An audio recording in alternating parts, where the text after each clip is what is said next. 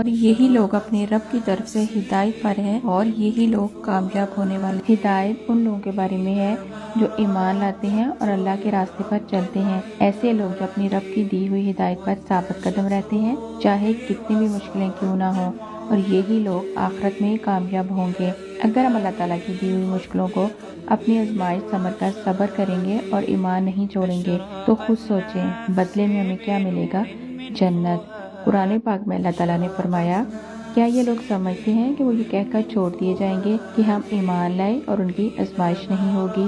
حضرت ابراہیم علیہ السلام کو آگ میں ڈالا گیا لیکن وہ ایمان پر قائم رہے تو اللہ نے ان کو بچا لیا۔ آزمائش میں بندہ اللہ کو زیادہ یاد کرتا ہے، زیادہ دعا کرتا ہے اور اس کا ایمان مضبوط ہوتا ہے۔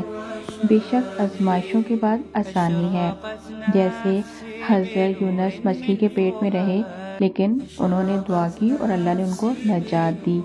دنیا ایک عارضی جگہ ہے، اصل زندگی آخرت ہے۔ قرآن پاک میں اللہ تعالیٰ فرماتے ہیں، ہم تمہیں خوف، بھوک، جان و مال کے نقصان سے آزمائیں گے اور صبر کرنے والوں کو خوشخبری دے دو۔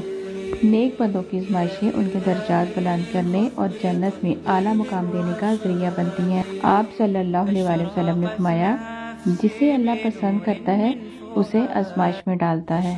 اس آیت سے ثابت ہوا کہ اللہ آزمائش کے ذریعے اپنے بندے کو بہتر بناتا ہے، اس کے ایمان کو مضبوط کرتا ہے اور اسے آخرت کی بڑی کامیابی کے قابل بناتا ہے۔